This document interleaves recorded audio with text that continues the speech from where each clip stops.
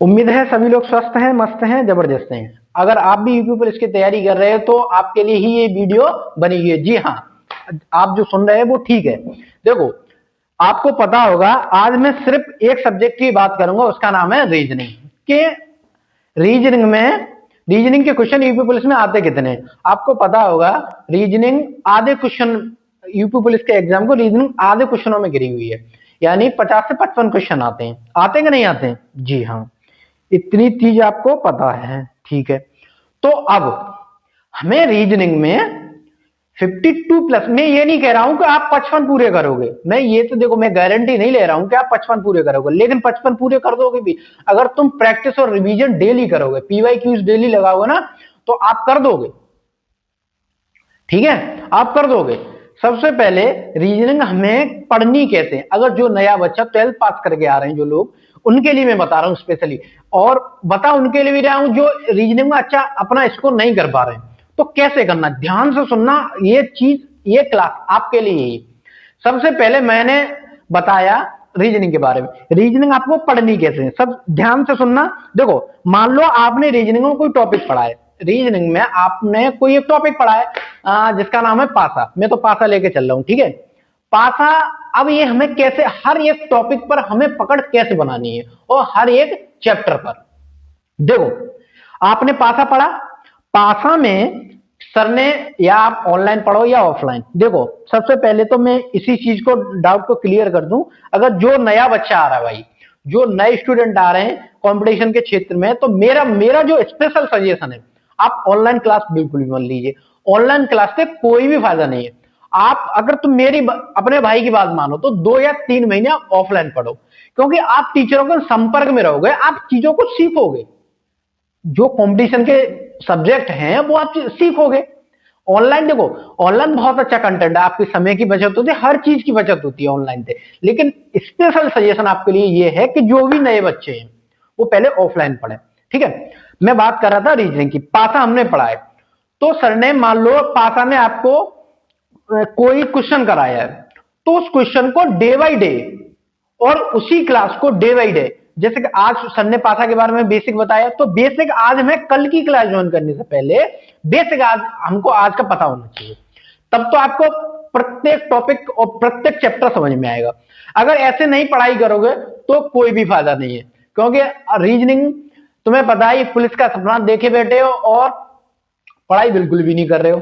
ठीक है, ऐसे ही तुम्हें जिस दिन, ऐसे ही डे बाई डे पढ़ना, और जिस दिन आपका वो पासा कंप्लीट हो, उस दिन उस पासे की 2 घंटे प्रैक्टिस करनी है।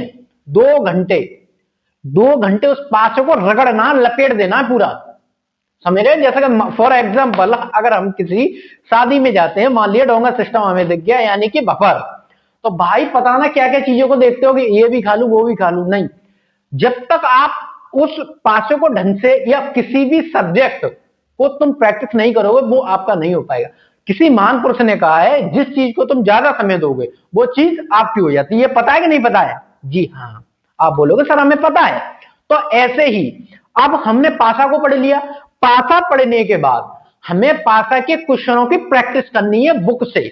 और देखो, अगर आप बुक से भी नहीं प्रैक्टिस कर रहे हो तो पीयूष वार्ष्णेय सर की क्लासेस पढ़ी है, 54 या 42 है, शायद 42 है जहां तक मुझे पता है। आप सर्च करना UP police practice set playlist, Piyush Varshney sir की चैप्टर वाइज प्रैक्टिस कराइए, तब मजा आ जाएगा, मजा। आप बोलोगे सर हम तो रीजनिंग के मामले में लट्ठे गाड़ने, पूरा हम झंडा गाड़ के आएंगे एग्जाम में।